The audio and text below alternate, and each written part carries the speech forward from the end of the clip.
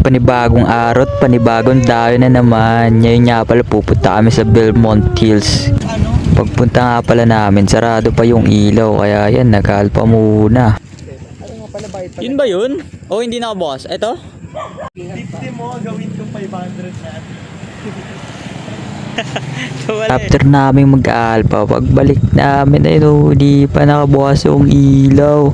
Eh medyo nahihina ako dyan. Kaya sabi dun daw ako sa may gilid mo. Bukas tong ilaw. Ayan, nauna na sila. Syempre gedli lang muna kami. Dayo kami dito. Ayan, warm up muna.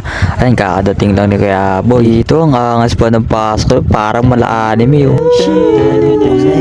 Syempre dito pinakitaan na natin ang malupitang quick agad. Tas ito pa, muntik ng tawagan ng outside.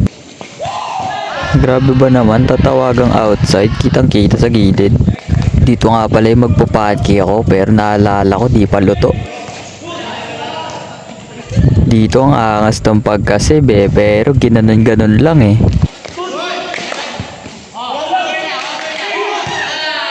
Dito nagsimula na, puro blockings na ako dito. Kasi ba naman yung net, kita nyo ba naman, ang baba. Ayun oh, baba rin ang bigay ni Seba dito.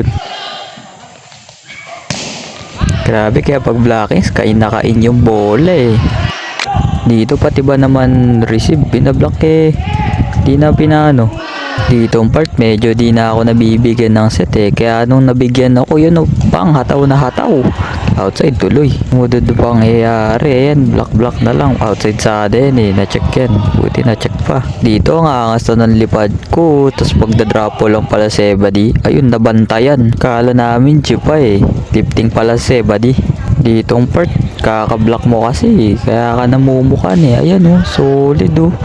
Puladong malala. Not over pa naman. Dito sa bayang tres eh, Jordan versus Jordan. Ayun oh. Siyempre panalo to, bida to eh. Postura pa yun, Aura Farm. Dito naman re-regalo sana tong tres ata nila or setter. Kaso re-regaluan ko din sila ng blockings eh. Dito hindi masyado nag-connect eh. Siguro naka-bluetooth lang to. Ang ina ng signal eh. Pero yun eh, binawian naman ni Sebadi.